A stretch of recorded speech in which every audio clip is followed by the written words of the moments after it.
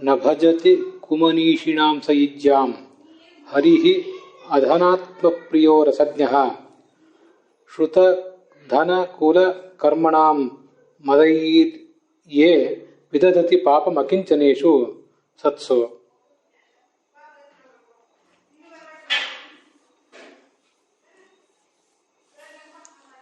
ಭಾಗವತ ಸಾರೋದ್ಧಾರಸ್ಯ ಅಯಂ ಸಪ್ತನವತ್ಯುತ್ತರ ದ್ವಿಶತತಮಃ ಶ್ಲೋಕಃ 297ನೇ ಶ್ಲೋಕ. ಚತುರ್ಥೇ ಸ್ಕಂಧೆ 31 ಸಂಖ್ಯಾಕಸ್ಯ ಅಧ್ಯಾಯಸ್ಯ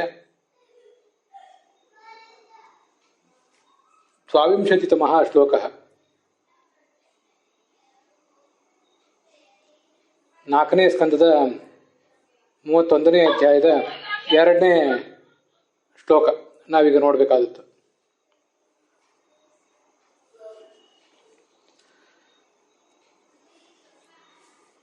ಭಗವಂತ ಯಾರ ಪೂಜೆಯನ್ನು ಸ್ವೀಕಾರ ಮಾಡ್ತಾನೆ, ಯಾರ ಪೂಜೆಯನ್ನು ಸ್ವೀಕಾರ ಮಾಡುವುದಿಲ್ಲ ಅನ್ನೋದನ್ನ ಈ ಶ್ಲೋಕದಲ್ಲೂ ಕೂಡ ವಿವರಿಸಿ ಹೇಳ್ತಾ ಇದ್ದಾರೆ ಅಷ್ಟೆ. ಯಾರು ದುಷ್ಟರಾದವರು ಭಗವಂತನನ್ನ ಮತ್ತೆ ಭಗವಂತನ ಭಕ್ತರಾದವರನ್ನ ಅವಮಾನಿಸ್ತಾರೆ, ಅಂಥವ್ರ ಪೂಜೆಯನ್ನ ಭಗವಂತ ಸ್ವೀಕಾರ ಮಾಡೋದಿಲ್ಲ ಅನ್ನೋದನ್ನ ಈ ಶ್ಲೋಕದಲ್ಲಿ ಈಗ ಹೇಳಲಿಕ್ಕೆ ಹೊರಟಿದ್ದಾರೆ. ಭಗವಂತನ ಭಕ್ತರಾದವರು ಭಗವಂತನನ್ನು ಬಿಟ್ಟು ಬೇರೆ ಏನನ್ನು ಕೂಡ ಬಯಸೋದಿಲ್ಲ. ಹಾಗೆ ನೋಡಿದರೆ ಅವರು ಲೌಕಿಕ ದೃಷ್ಟಿಯಿಂದ ದರಿದ್ರರು, ಅವ್ರಿಗೇನು ಶ್ರೀಮಂತಿಕೆ ಇಲ್ಲ. ಲೌಕಿಕ ದೃಷ್ಟಿಯಲ್ಲಿ ಶ್ರೀಮಂತರು ಬೇರೆ, ಅಧ್ಯಾತ್ಮದ ದೃಷ್ಟಿಯಲ್ಲಿ ಶ್ರೀಮಂತರು ಬೇರೆ. ಭಗವಂತನ ಭಕ್ತರಾದವರು ಭೌತಿಕ ಸಂಪತ್ತಿನ ದೃಷ್ಟಿಯಿಂದ ದರಿದ್ರರಾಗಿರ್ತಾರೆ. ಅಂಥವರನ್ನ ಯಾರಾದರೂ ಅವಮಾನಿಸಿದರೆ,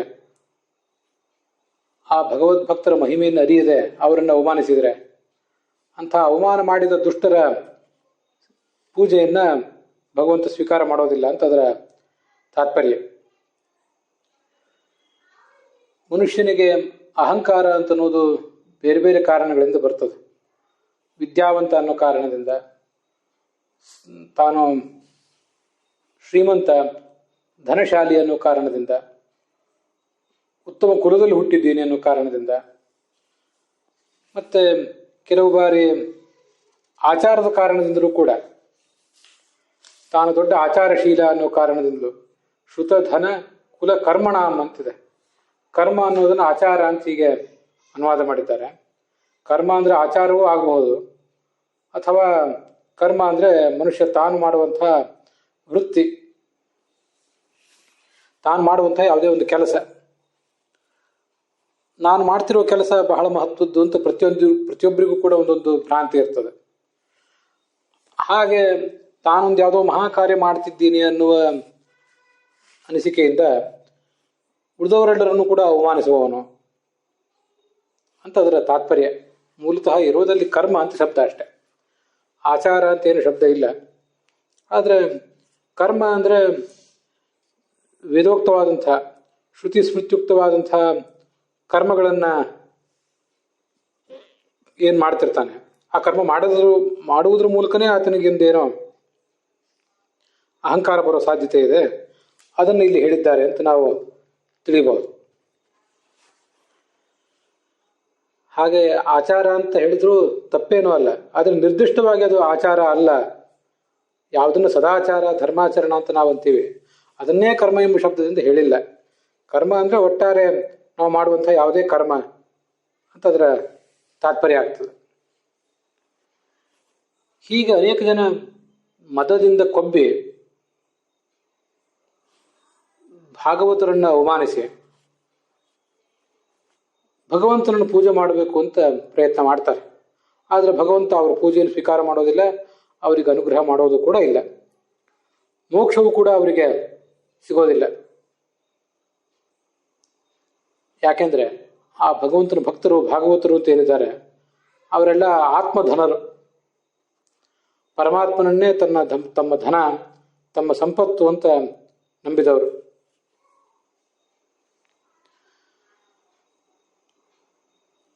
ಅಂಥವರಿಗೆ ಭಗವಂತ ಬಹಳ ಪ್ರಿಯ. ತನ್ನ ಭಕ್ತರನ್ನು ಅವಮಾನಿಸಿದರೆ ತನ್ನನ್ನೇ ಅವಮಾನಿಸಿದ್ದಂತೆ ಅಂತ ಭಾವಿಸ್ತಾನೆ ಭಗವಂತ. ಆದ್ದರಿಂದ ಧನಿಕರಾದವರು ಆ ಧನಮದದಿಂದ ಕೊಬ್ಬಿ ಆ ಭಗವಂತನ ಭಕ್ತರನ್ನು ಅವಮಾನಿಸಿದರೆ ಅವನು ಅದನ್ನು ಸ್ವೀಕಾರ ಮಾಡೋದಿಲ್ಲ. ಯಾಕೆಂದ್ರೆ ಆತ ರಸಜ್ಞ. ರಸಜ್ಞ ಅಂದರೆ ಯಾವುದು ಸಾರವತ್ತಾದದ್ದು, ಯಾವುದನ್ನು ಸ್ವೀಕಾರ ಮಾಡಬೇಕು, ಯಾವುದನ್ನು ಸ್ವೀಕಾರ ಮಾಡಬಾರದು ಅಂತನ್ನುವುದು ಉಳಿದವರಿಗಿಂತ ಆತನಿಗೆ ಹೆಚ್ಚು ಗೊತ್ತಿದೆ. ಆದ್ದರಿಂದ ಅದನ್ನೇ ಸ್ವೀಕಾರ ಮಾಡ್ತಾನೆ ಹೊರತು ಇನ್ಯಾವುದನ್ನು ಸ್ವೀಕಾರ ಮಾಡೋದಿಲ್ಲ. ಧನಮದದಿಂದ ಕೊಬ್ಬಿದವರು, ಇನ್ನೊಬ್ಬರನ್ನು ಅವಮಾನ ಮಾಡುವಂಥವ್ರು, ವೈಭವದಿಂದ ಪೂಜೆ ಮಾಡ್ತಾರೇನೋ ಹೌದು, ಆದರೆ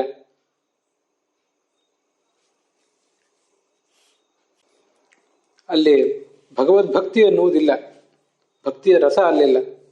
ಆದರೆ ಈ ಬಡವರಾದವರು, ಆದರೆ ಭಗವಂತನ ಭಕ್ತಿ ಜ್ಞಾನ ವೈರಾಗ್ಯ ಎಂಬ ದೃಷ್ಟಿಯಿಂದ ಶ್ರೀಮಂತರಾದವರು ಏನಿದ್ದಾರೆ, ಇವರು ಭಗವಂತನನ್ನು ಪೂಜಿಸುವಾಗ ಭಕ್ತಿಯಿಂದ ಪೂಜೆ ಮಾಡ್ತಾರೆ. ಅವರಲ್ಲಿ ಭಕ್ತಿ ರಸ ಇದೆ. ಆ ಭಕ್ತಿ ರಸವನ್ನು ಆತ ಸ್ವೀಕಾರ ಮಾಡ್ತಾನೆ. ಆದ್ರಿಂದ ಆತನನ್ನ ರಸಜ್ಞ ಅಂತ ಶಾಸ್ತ್ರ ಹೇಳಿದೆ.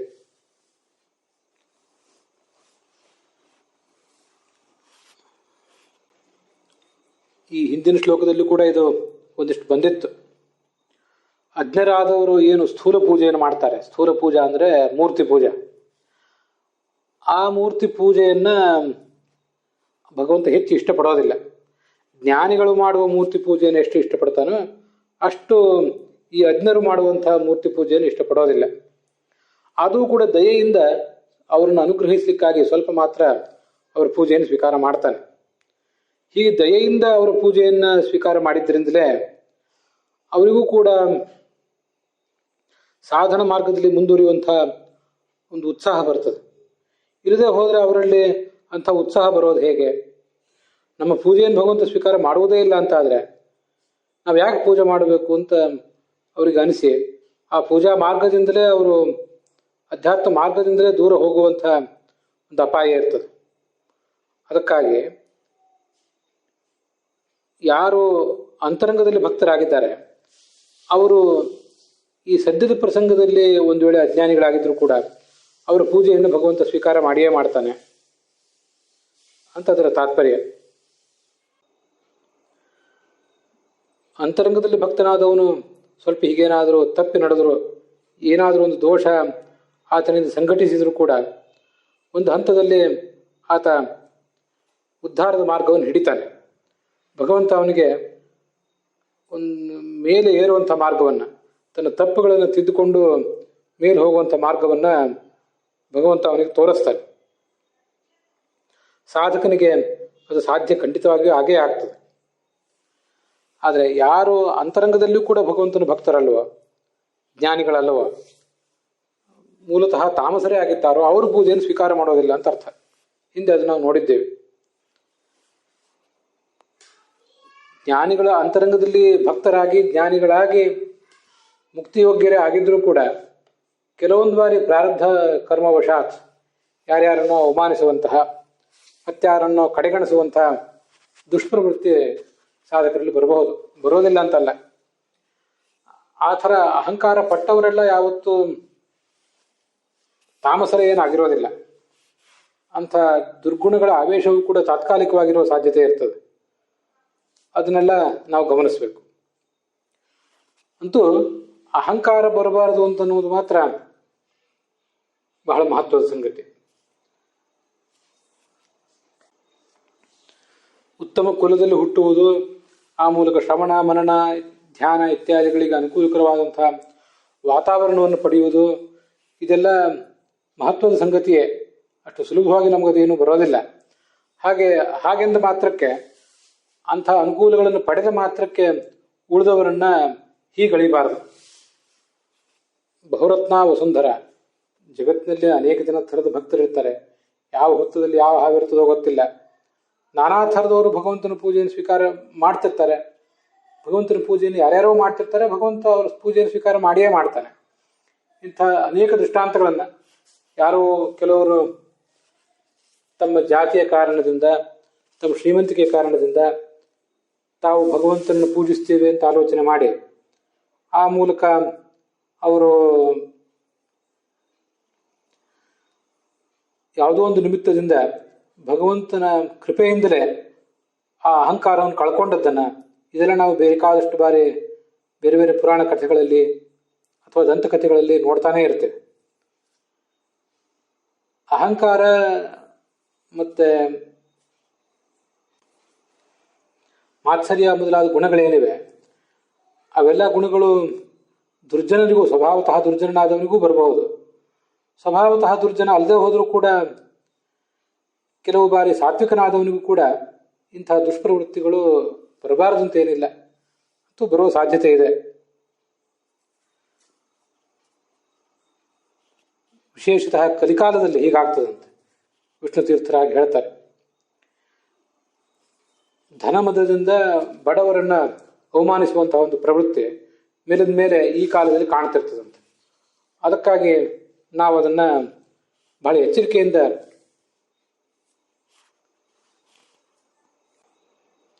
ನಮ್ಮ ಪ್ರವೃತ್ತಿಗಳನ್ನು ವಿಮರ್ಶಿಸಬೇಕು. ನಾವು ಮಾಡ್ತಿರೋದು ಸರಿ ಇದೆಯೋ ಹೇಗೆ ಅಂತ. ಕಲಿಕಾಲದ ದೋಷದಿಂದಾಗಿ ಅನೇಕ ಬಾರಿ ಸಾತ್ವಿಕರಾದವರು ಕೂಡ ಅಹಂಕಾರದ ದರ್ಪದ ವಶ ಆಗುವ ಸಾಧ್ಯತೆ ಇರ್ತದೆ. ಸತಿಚೈವಂ ಇದಾನೀಂ ಕಲಿಯುಗೇತು ಸತ್ಕುಲ ಜನನ ರೂಪ ಪಿಶಾಚ ಗೃಹೀತಾ ಧನಮದಾಂಧಾ ಸದಾಚಾರಿತ್ವ ಅಭಿಮಾನ ಮದಿರಾಮತ್ತಾ ವಿದ್ಯಾರೂಪ ಅತಿಭಾಷಣ ಆಪಾದಕ ರೋಗ ಪರಿಭಾವಿತ ವಿಸ್ಮೃತ ಸ್ವಗತಯ ತಾದೃಶಾನಪಿ ಬ್ರಾಹ್ಮಣಾನ್ ಸಾಕ್ಷಾತ್ ಭಗವತ್ ಪ್ರಿಯಾನಪಿ ಅವಜಾನಂತಹ ಅಂತ ವಿಷ್ಣು ತೀರ್ಥರು ತಮ್ಮ ಸುತ್ತಮುತ್ತ ನೋಡಿದಂತಹ ಸಂಗತಿಗಳನ್ನೇ ವರ್ಣನೆ ಮಾಡಿದಂತೆ ಕಾಣಿಸ್ತದೆ.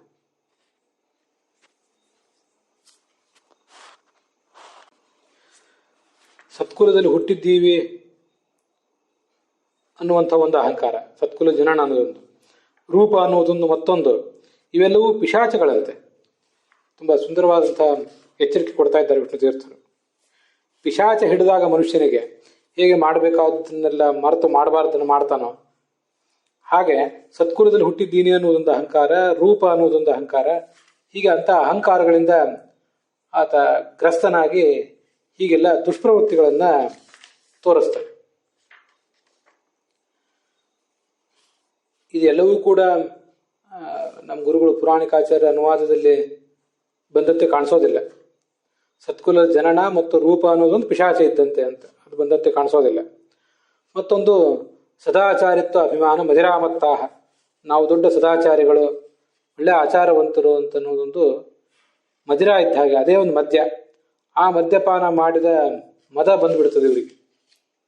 ವಿದ್ಯೆ, ರೂಪ ಮತ್ತು ಅತಿಭಾಷಣ, ಚೆನ್ನಾಗಿ ಮಾತಾಡ್ತೀವಿ ಅಂತ ಅನ್ನೋದೊಂದು,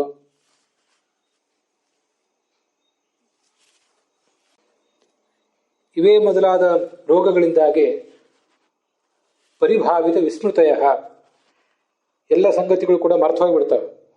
ಏನೇನನ್ನು ಓದಿರ್ತಾರೆ ಕೇಳಿರ್ತಾರೆ ಅದೆಲ್ಲವೂ ಕೂಡ ಮರ್ತು ಹೋಗ್ತದೆ. ವಿಸ್ಮೃತ ಸ್ವಗತಯ, ತಮ್ಮ ಶುದ್ಧವಾದಂತಹ ನಡೆ ನುಡಿ ಇದ್ದವರು ತಾವು ಅಂತ ಅನ್ನೋದನ್ನು ಮರ್ತು ಬಿಡ್ತಾರೆ. ತಾತ್ಕಾಲಿಕವಾಗಿ ಆ ಶುದ್ಧವಾದ ನಡೆ ನುಡಿ ಎಲ್ಲವೂ ಕೂಡ ಕೊಚ್ಚಿ ಹೋಗಿಬಿಡ್ತದೆ.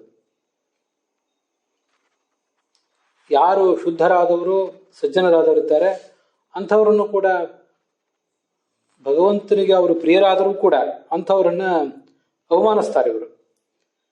ಪ್ರಿಯಾನಪಿ ಅವಜಾನಂತಹ ಸುಸಂಭೃತ ಸಂಭಾರಾನ್ ಪ್ರದರ್ಶಯಂತಹ,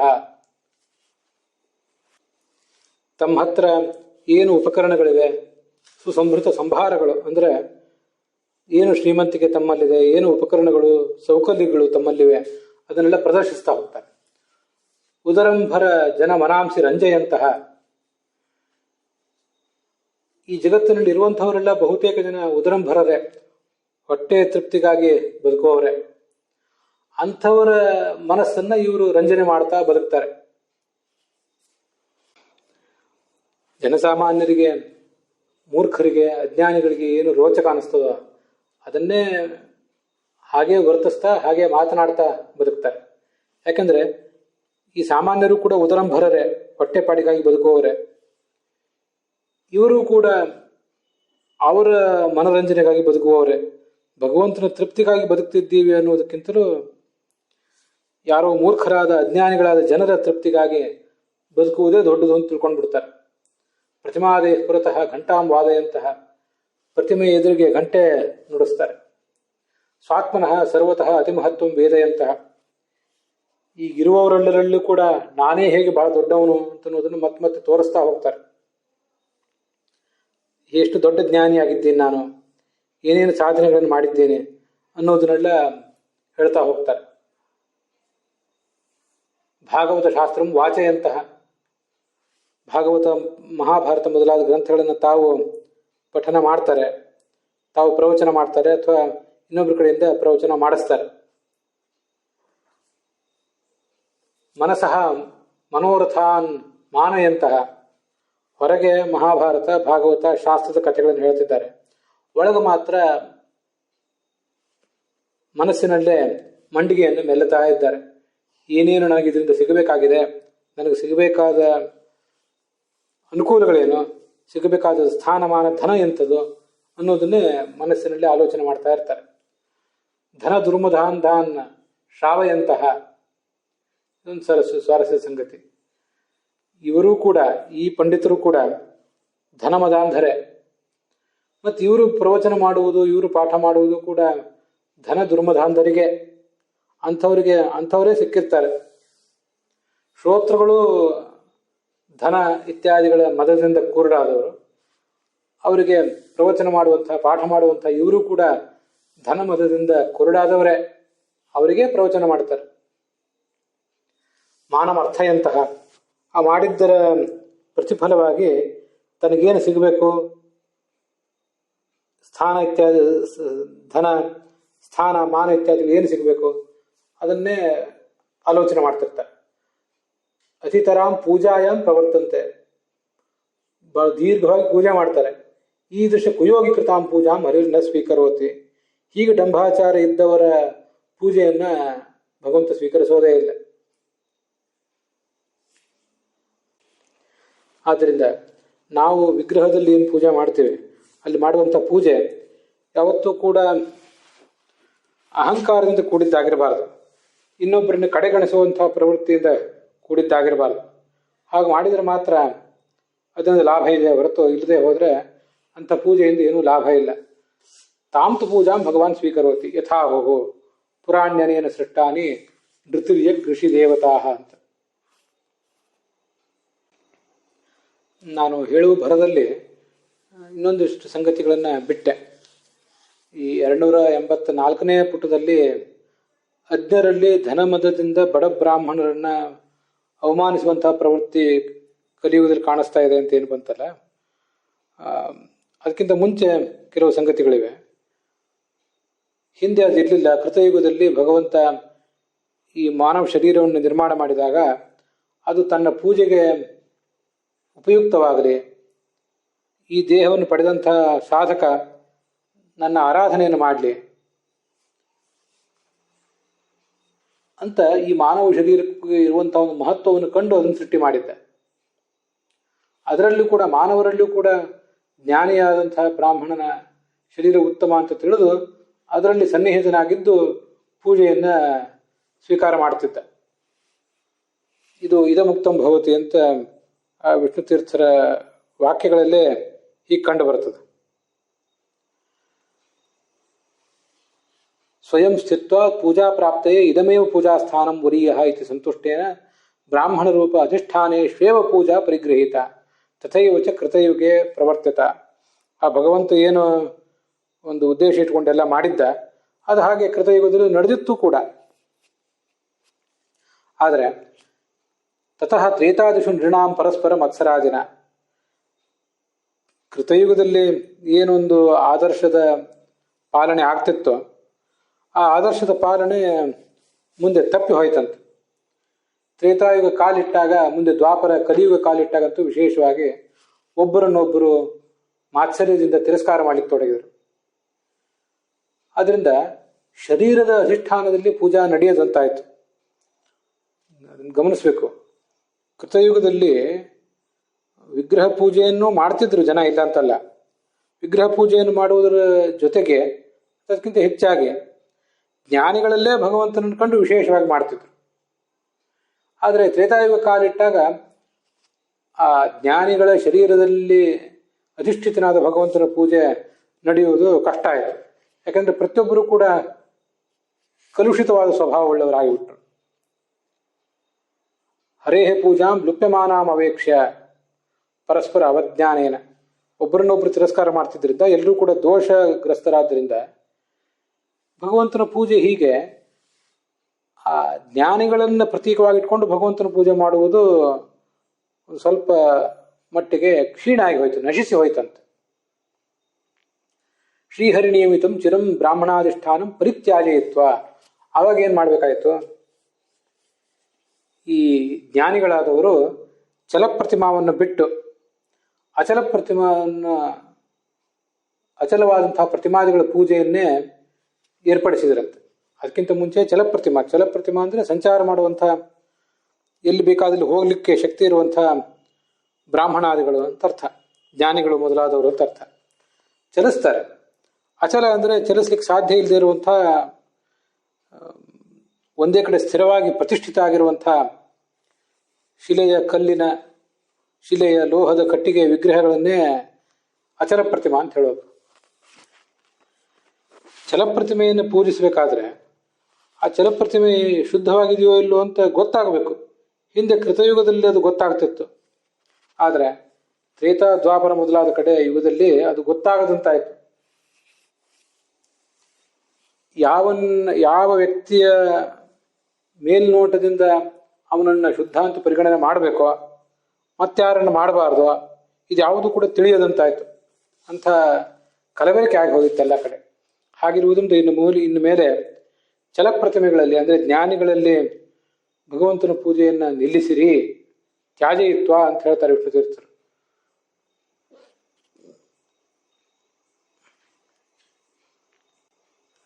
ಅಚಲ ಪ್ರತಿಮೆಯನ್ನೇ ಪೂಜೆ ಮಾಡಲಿಕ್ಕೆ ವಿಧಾನ ಮಾಡಿದರು. ಈ ವಿಗ್ರಹದಲ್ಲಿ ಕಲ್ಲಿನ, ಕಟ್ಟಿಗೆ, ಲೋಹದ ವಿಗ್ರಹಗಳಲ್ಲಿ ಪೂಜೆ ಮಾಡಲಿಕ್ಕೆ ಶುರು ಮಾಡಿದರು. ಚಲಪ್ರತಿಮಾಗಳಲ್ಲಿ ಜ್ಞಾನಿಗಳಲ್ಲಿ ಎಷ್ಟು ಸನ್ನಿಧಾನ ಇರ್ತದೋ ಅಷ್ಟು ಈ ಅಚಲ ಪ್ರತಿಮಾಗಳಲ್ಲಿ ಇರೋದಿಲ್ಲ. ಅಲ್ಲಿ ಏನೋ ನಿತ್ಯ ಆವಾಹನ ವಿಸರ್ಜನೆ ಮಾಡಿದ್ರು, ವಿದ್ಯುಕ್ತವಾಗಿ ಪ್ರತಿಷ್ಠಾಪನೆ ಮಾಡಿದ್ರು ಕೂಡ ಅಲ್ಲಿ ಇರಬೇಕಾದಂಥ ಅದ್ಭುತವಾದ ಸನ್ನಿಧಾನ ಚಲಪ್ರತಿಮಾಗಳಲ್ಲಿ ಏನು ಸನ್ನಿಧಾನ ಇರ್ತಿತ್ತೋ ಆ ಸನ್ನಿಧಾನ ಇದರಲ್ಲಿ ಇರೋದಿಲ್ಲ. ಹೌದು, ಆದರೆ ಚಲಪ್ರತಿಮಾಗಳೆಲ್ಲವೂ ಕರಪ್ಟ್ ಆಗಿದ್ದರಿಂದ, ಅವು ಭ್ರಷ್ಟವಾಗಿದ್ದರಿಂದ ಈ ಅಚಲ ಪ್ರತಿಮೆಗಳನ್ನು ತಗೊಳ್ಬೇಕಾಯ್ತು. ಅಚಲ ಪ್ರತಿಮಾಗಳಲ್ಲಿ ಸನ್ನಿಧಾನ ಕಡಿಮೆ ಆದರೂ ಕೂಡ ಅವು ಒಂದು ಕಡೆ ಸ್ಥಿರವಾಗಿ ಇರ್ತವೆ, ಸನ್ನಿಧಾನ ಕಡಿಮೆ, ಎಲ್ಲ ಸರಿ. ಆದರೆ ಅವುಗಳಲ್ಲಿ ದೋಷ ಒಂದು ಇರ್ತಿರ್ಲಿಲ್ಲ. ಯಾವುದೇ ಅಪಾವಿತ್ರ್ಯ, ದುರ್ಬುದ್ಧಿ ಮೊದಲಾದ ದೋಷಗಳಂತೂ ಇರ್ತಿರ್ಲಿಲ್ಲ. ಆ ದೃಷ್ಟಿಯಿಂದ ಈ ಚಲಪ್ರತಿಮೆಗಳಿಗಿಂತ ಅಚಲ ಪ್ರತಿಮೆಗಳು ತ್ರೇತಾಯುಗ ಮೊದಲಾದ ಯುಗಗಳಲ್ಲಿ ಮುಖ್ಯ ಆದವು. ಆದರೆ ಜ್ಞಾನಿಗಳು ಮಾತ್ರ, ಅವರು ಸ್ವಯಂ ಜ್ಞಾನಿಗಳಾದ್ದರಿಂದ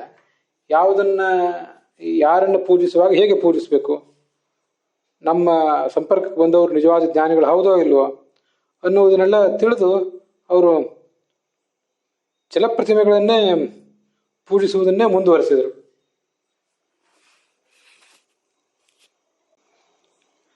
ಆದರೆ ನಾವೀಗಾಗಲೇ ಹೇಳಿದಂತೆ ಕಲಿಯುಗದಲ್ಲಿ ತ್ರೇತಾಯುಗ ಮತ್ತು ದ್ವಾಪರ ಯುಗದಲ್ಲಿ ಇದ್ದುದಕ್ಕಿಂತಲೂ ಹೆಚ್ಚಿನ ದುಸ್ಥಿತಿ ಬಂದು ಹೋಯಿತು. ಪ್ರತಿಮಾ ಪೂಜೆ ಬಹಳ ಮುಖ್ಯ ಆಗಿ ಹೋಯಿತು.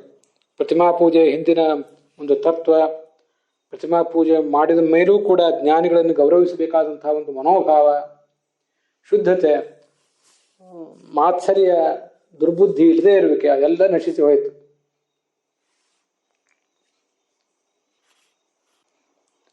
ಇದೆಲ್ಲ ಭಾಗವತದಲ್ಲಿ ಅನೇಕ ಕಡೆ ಬಂದಿದೆ. ಪುರಾಣ್ಯನೇನ ಸೃಷ್ಟಾನಿ ನೃತಿರ್ಯ ಕೃಷಿ ದೇವತಾ ಶೇತೆ ಜೀವೇನ ರೂಪೇಣ ಪುರೇಶು ಪುರುಷೋಹ್ಯಸವು. ಭಗವಂತ ಮನುಷ್ಯ, ಪಶು, ಋಷಿ, ದೇವ ಮೊದಲಾದ ಶರೀರಗಳನ್ನೆಲ್ಲ ಸೃಷ್ಟಿ ಮಾಡಿದ್ದಾನೆ. ಅದರೊಳಗೆ ಈ ಜೀವನ ಜೊತೆಗೆ ತಾನೂ ಕೂಡ ಇದ್ದಾನೆ. ಜೀವ ಪ್ರತಿಬಿಂಬ, ಅವನಿಗೆ ಬಿಂಬನಾಗಿ ಈ ಭಗವಂತ ಒಳಗಿದ್ದಾನೆ. ಆದ್ದರಿಂದ ಅವನಿಗೆ ಪುರಗಳಲ್ಲಿ ಇರುವುದರಿಂದ ಆಧುನಿಕ ಪುರುಷ ಅಂತ ಹೆಸರು ಬಂದಿದೆ. ತೇಷ್ವೀಶೋ ಭಗವಾನ್ ರಾಜನ್ ತಾರತಮ್ಯೇನ ವರ್ತತೆ ತಸ್ಮಾತ್ ಪಾತ್ರಂ ಹಿ ಪುರುಷ ಯಾವಾನ್ ಆತ್ಮ ಯಥೇಯತೆ. ಇವರೆಲ್ಲರಲ್ಲೂ ಕೂಡ ಒಂದೇ ರೀತಿಯಾಗಿರೋದಿಲ್ಲ ಭಗವಂತ. ಭಗವಂತ ಎಲ್ಲ ಕಡೆ ಇರುವವನು ಕೂಡ ಗುಣಪೂರ್ಣನೇ ಆಗಿರ್ತಾನೆ. ಅವನ ಶಕ್ತಿಗೇನು ಏರುಪೇರಿರೋದಿಲ್ಲ. ಆದರೆ ಆತ ವ್ಯಕ್ತ ಆಗುವುದು ಮಾತ್ರ ದೊಡ್ಡ ದೊಡ್ಡ ಪ್ರತೀಕಗಳಲ್ಲಿ, ದೊಡ್ಡ ದೊಡ್ಡ ಅಧಿಷ್ಠಾನಗಳಲ್ಲಿ ಹೆಚ್ಚು ವ್ಯಕ್ತ ಆಗ್ತಾನೆ. ಸಣ್ಣ ಸಣ್ಣ ಅಧಿಷ್ಠಾನಗಳಲ್ಲಿ ಹೆಚ್ಚು ವ್ಯಕ್ತ ಆಗೋದಿಲ್ಲ. ಇಷ್ಟು ವ್ಯತ್ಯಾಸ ಇರ್ತದೆ. ದೃಷ್ಟ್ವಾ ತೇಷಾಂ ಮಿಥೋ ನೃಣಾಂ ಅವಜ್ಞಾಂ ಆತ್ಮೋ ನೃಪ ತ್ರೇತಾದಿಷು ಹರೇಹೇ ಅರ್ಚಾ ಕ್ರಿಯಾಯೈ ಕವಿಭಿಃ ಕೃತ. ಭಗವಂತನ ಚಲಪ್ರತಿಮೆಗಳು ಈ ಜೀವರು. ಅವರಲ್ಲಿ ಪರಸ್ಪರ ಒಂದು ಮಾತ್ಸರ್ಯ ಉಂಟಾದಾಗ ಈ ಅಚಲ ಪ್ರತಿಮೆಯನ್ನು, ಕಟ್ಟಿಗೆಯ ಲೋಹದ ಮಣ್ಣಿನ ವಿಗ್ರಹದ ಪೂಜೆಯನ್ನು ಜ್ಞಾನಿಗಳು ಬೆಳಕಿಗೆ ತಂದರಂತೆ. ತತಃ ಅರ್ಚಾಯಾಂ ಹರಿಂ ಕೇಚಿತ್ ಶ್ರದ್ಧಯಾ ಚ ಸಮರ್ಪಯ ಉಪಾಸತೆ ಉಪಾಸಾಪಿ ನಾರ್ಥದ ಪುರುಷದ್ವಿಷಾಂ.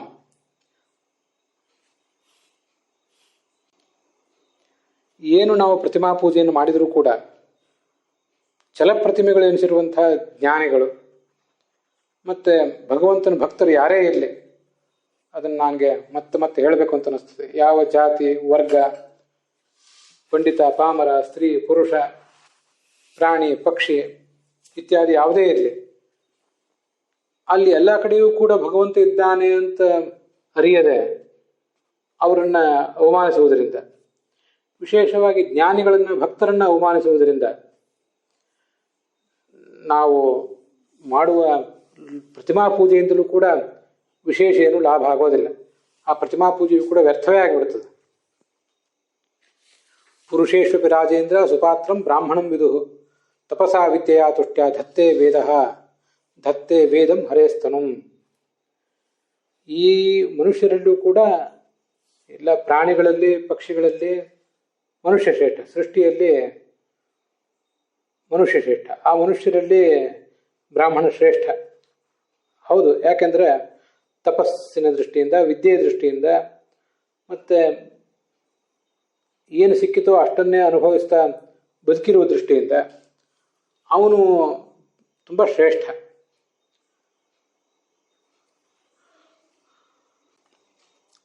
ವೇದವೇದ್ಯನಾದಂತಹ ಭಗವಂತನ ಸನ್ನಿಧಾನವನ್ನು ಯಾವತ್ತೂ ಕೂಡ ಅವನು ಹೊಂದಿರ್ತಾನೆ.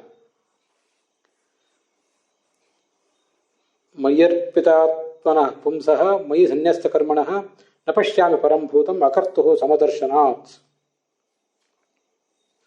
ಅತ್ಯುತ್ತಮ ಜೀವ ಅಂದರೆ ಯಾರು? ನನ್ನಲ್ಲಿ ಮನಸ್ಸಿರಬೇಕು. ತಾನು ಮಾಡುವ ಕರ್ಮಗಳನ್ನೆಲ್ಲ ನನಗೆ ಅರ್ಪಿಸಬೇಕು. ನನ್ನ ತೃಪ್ತಿಗಾಗಿ ಮಾಡಿದ್ದೀನಿ ಅನ್ನುವಂಥ ಎಚ್ಚರ ಇರಬೇಕು. ದುರ್ದುಷ್ಟನಾಗಿರಬೇಕು. ಇಂತಹ ಪುರುಷನಿಗಿಂತ ಉತ್ತಮರಾದವರು ಬೇರೆ ಯಾರೂ ಇಲ್ಲ ಅಂತ ಭಾಗವತದಲ್ಲೇ ಭಗವಂತ ಅನೇಕ ಕಡೆ ಹೇಳಿದ್ದೇನೆ. ಅಹಂ ಸರ್ವೇಷು ಭೂತೇಷು ಭೂತಾತ್ಮ ಅವಸ್ಥಿತ ಸದಾ. ನಾನು ಎಲ್ಲರೊಳಗೂ ಕೂಡ ಸದಾ ಇದ್ದೇ ಇರ್ತೇನೆ. ಆದರೆ ನಾನು ಅಲ್ಲಿದ್ದೀನಿ ಎನ್ನುವುದನ್ನು ಕಾಣದೆ ನನ್ನನ್ನು ತಿರಸ್ಕರಿಸಿ ತಮ್ಮ ಅವಜ್ಞಾಯ ಮಾಂ ಮರ್ತ್ಯ ಕುರುತೆ ಅರ್ಚಾ ವಿಡಂಬಂ. ಇದನ್ನೇ ಅನೇಕ ಕಡೆ ನಾವು ನೋಡಿದ್ದೇವೆ.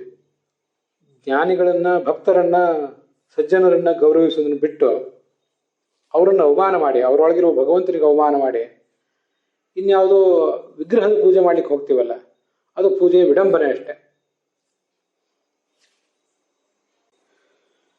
ಯೋಮಾಂ ಸರ್ವೇಷು ಭೂತೇಷು ಸಂತಂ ಆತ್ಮಾನಮೀಶ್ವರಂ. ಎಲ್ಲ ಜೀವರಲ್ಲೂ ನಾನಿದ್ದೇನೆ.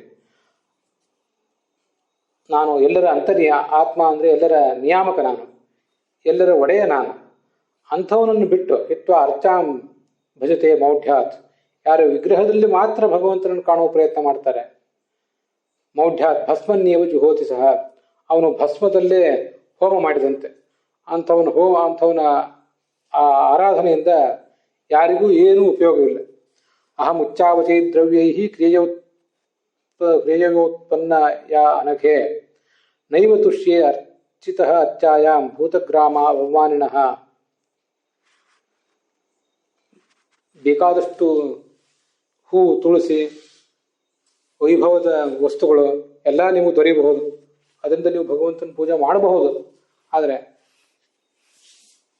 ಭೂತಗ್ರಾಮ ಅವಮಾನಿನಃ, ಈ ಭಗವಂತನ ಸನ್ನಿಧಾನಕ್ಕೆ ಪಾತ್ರವಾದಂಥ ಭೂತಗಳು, ಜೀವಜಾತಗಳೇನಿವೆ ಅವುಗಳನ್ನು ಅವಮಾನ ಮಾಡ್ತಾ, ಅರ್ಥಾತ್ ಅದರೊಳಗಿರುವ ಭಗವಂತನಿಗೆ ಅಪಚಾರ ಮಾಡ್ತಾ ಬಹಳ ವೈಭವದಿಂದ ಪೂಜೆ ಮಾಡಿದರೂ ಕೂಡ ಅದು ಭಗವಂತನಿಗೆ ನನಗೆ ಇಷ್ಟ ಆಗೋದಿಲ್ಲ ಅಂತ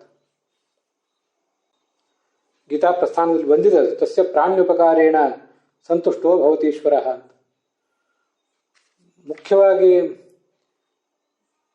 ಭಗವಂತ ಸಂತುಷ್ಟ ಆಗೋದು ಯಾವಾಗ ಅಂದರೆ ಪ್ರಾಣ್ಯುಪಕಾರೇಣ, ಎಲ್ಲ ಪ್ರಾಣಿಗಳಲ್ಲಿ ಇರುವಂಥ ನನ್ನನ್ನು ಕಂಡು ಆಯಾ ಜೀವಕ್ಕೆ ಯಥೋಚಿತವಾಗಿ ಉಪಕಾರ ಮಾಡಿದರೆ ಅದರಿಂದ ಭಗವಂತ ಸಂತೋಷ ಆಗ್ತಾನೆ. ಉತ್ತಮ ಮಹತಾಂ ಬಹುಮಾನೇನ ಹೀನಾನಾಂ ಅನುಕಂಪಯ ಮೈತ್ಯಾಚೈವ ಆತ್ಮತುಲ್ಯೇಶು ಸಂತುಷ್ಟೋ ಭವತಿ ಈಶ್ವರ ಅಂತ. ಇದೇ ಭಾಗವತ್ ಸಾರೋದ್ಧಾರದಲ್ಲೇ ಮತ್ತೊಂದು ಕಡೆ ಬಂದಿದೆ. ಮಹತಾಂ ಬಹುಮಾನೇನ, ದೊಡ್ಡವರಿಗೆ ಬಹುಮಾನ ಮಾಡಬೇಕು. ಹೀನರಾದವರು, ನಮಗಿಂತ ಸಣ್ಣವರಾದವರು ಯಾರಾದರೂ ಕಂಡ್ರೆ ಅವರಿಗೊಂದಿಷ್ಟು ದಯೆ ತೋರಬೇಕು. ಮೈತ್ರ್ಯಾಚೈವ ಆತ್ಮತುಲ್ಯೇಶು, ನಮಗೆ ಸಮಾನರಾದವರು ಯಾರಿದ್ದಾರೆ ಅವ್ರ ಬಗ್ಗೆ ಮೈತ್ರಿ ಮಾಡಬೇಕು, ಸ್ನೇಹ ಮಾಡಬೇಕು. ಹೀಗೆ ಮಾಡ್ತಾ ಹೋದರೆ ಸಂತುಷ್ಟೋ ಭವತೀಶ್ವರ, ಇದರಿಂದ ಭಗವಂತ ಸಂತುಷ್ಟನಾಗ್ತಾನೆ. ಯಾರ್ಯಾರ ಜೊತೆಗೆ ಹೇಗೆ ವರ್ತಿಸಬೇಕೋ ಅದನ್ನು ಹಾಗೆ ಮಾಡುವುದನ್ನು ಬಿಟ್ಟು ಭಗವಂತನ ಪ್ರತಿಬಿಂಬರಾದಂಥ, ಭಗವಂತನ ಭಕ್ತರಾದಂಥ ಸಜ್ಜನರನ್ನ ಅವಮಾನಿಸ್ತಾ ಕೇವಲ ಕಟ್ಟಿಗೆ ಲೋಹದ ಮಣ್ಣಿನ ಪ್ರತಿಮೆಗಳಿಗೆ ಅಭಿಷೇಕ, ಮಂಗಳಾರತಿ, ಧೂಪ, ದೀಪ, ನೈವೇದ್ಯ ಇತ್ಯಾದಿಗಳನ್ನು ಮಾಡುವವರು ಮೂರ್ಖರು. ಈ ಮಾತು ಪ್ರಾಯ ಜಗತ್ತಿನ ಎಲ್ಲ ಧರ್ಮಗಳಿಗೂ, ಎಲ್ಲ ಸಂಸ್ಕೃತಿ, ಎಲ್ಲ ದೇಶ ಇವರೆಲ್ಲಿಗೂ ಕೂಡ ಅನ್ವಯಿಸ್ತದೆ. ದುಷ್ಪ್ರಜ್ಞಾ ಅವಿದಿತ್ವೈರಂ ಅವಜಾನಂತಿ ಅಸೂಯವಃ. ಜ್ಞಾನಿಗಳಲ್ಲಿ ಮುಖ್ಯವಾಗಿ ಭಗವಂತ ಇರ್ತಾನಲ್ಲ, ಅವನನ್ನು ತಿಳಿಯದೆ ಅವನ ಬಗ್ಗೆ ಅಸೂಯೆ ದ್ವೇಷ ಮಾಡಿದರೆ ಅವರನ್ನು ಅಜ್ಞಾನಿಗಳನ್ನಬೇಕು. ಅವರೆಲ್ಲ ಪ್ರತಿಮೆಗಳಲ್ಲಿ ಮಾತ್ರ ಭಗವಂತನ ಕಂಡು ಸುಮ್ಮನೆ ಬಳಲ್ತಾರಷ್ಟೆ. ತಸ್ಮಾತ್ ಋಷೀನೇತಾನ್ ಬ್ರಹ್ಮಜ್ಞಾನ್ ಶ್ರದ್ಧೆಯಾರ್ಚಯ ಏವಂ ವಿಧ ಅರ್ಚಿತಃ ಅಸ್ಮ್ಯಧ್ಯ ನಾನ್ಯಥಾ ಸುವಿಭೂತಿಭಿ. ಜ್ಞಾನಿಗಳನ್ನು ಗೌರವಿಸು, ಅವರ ಮಾತುಗಳನ್ನು ಆಲಿಸು. ಅವರನ್ನು ಆರಾಧನೆ ಮಾಡಿದರೆ ನನ್ನನ್ನು ಕೂಡ ಆರಾಧನೆ ಮಾಡಿದಂತೆ. ಹೊರತು ವಿಗ್ರಹಗಳಲ್ಲಿ ನನ್ನನ್ನು ಎಷ್ಟು ಪರಿಪರಿಯಾಗಿ ಆರಾಧನೆ ಮಾಡಿದರೂ ಕೂಡ ನನ್ನ ಭಕ್ತರೇ ಆದಂಥ ಈ ಸೃಷ್ಟಿಯ ಜೀವ ಜಂತುಗಳನ್ನು, ಪ್ರಾಣಿಗಳಿರ್ಬೋದು, ಪಕ್ಷಿಗಳಿರ್ಬೋದು, ಮನುಷ್ಯ ಇರ್ಬೋದು, ಅವರನ್ನು ಅವಮಾನಿಸುವವನು, ಅವರನ್ನು ನೋಯಿಸುವವನು ಮೂರ್ಖ ಅಂತ ಕರೆಸ್ಕೊತಾನೆ. ಅಂಥವನಿಂದ ಯಾವುದೇ ಅಧ್ಯಾತ್ಮದ ಸಾಧನೆ ಆಗೋದಿಲ್ಲ. ಬಹಳ ಮಹತ್ವದ ಮಾತದು. ವಿಗ್ರಹಾರಾಧನೆಯನ್ನು ನಮ್ಮಲ್ಲಿ ಕೆಲವರು ಖಂಡಿಸ್ತಾರೆ. ವಿಗ್ರಹಾರಾಧನೆ ತಪ್ಪು ಅಂತನೋರು ಕೆಲವರಿದ್ದಾರೆ. ವಿಗ್ರಹಾರಾಧನೆ ಮಾಡಬೇಕು ಅಂತ ನಾವು ಕೂಡ ಪ್ರತಿಪಾದನೆ ಮಾಡ್ತಾ ಬಂದಿದ್ದೇವೆ. ಅಜ್ಞಾನಿಗಳಾದವರು ವಿಗ್ರಹ ಆರಾಧನೆ ಮಾಡಲೇಬೇಕು ಜ್ಞಾನ ಬರುವವರೆಗೆ. ಜ್ಞಾನ ಬಂದ ಮೇಲೆ, ಭಗವಂತನ ಸಾಕ್ಷಾತ್ಕಾರ ಆದಮೇಲೆ ವಿಗ್ರಹಾರಾಧನೆ ಮಾಡಿದರೂ ಆಯಿತು, ಮಾಡದೇ ಇದ್ರೂ ಆಯಿತು ಅಂತೆಲ್ಲ ನಾವು ಕೇಳ್ತೇವೆ. ವಿಗ್ರಹಾರಾಧನೆಯನ್ನು ಮಾಡುವವರು, ವಿಗ್ರಹಾರಾಧನೆಯನ್ನು ಖಂಡಿಸುವವರು, ಮೂರ್ತಿ ಭಂಜಕರು ಪ್ರತಿಯೊಬ್ಬರು ಕೂಡ ಕೇಳಬೇಕಾದಂಥ ಅದ್ಭುತವಾದ ಸಂಗತಿಗಳು. ಅದರೊಂದಿಗೆ ಇವತ್ತಿನ ಈ ಭಾಗ ಸಮಾಪ್ತವಾಗಿದೆ.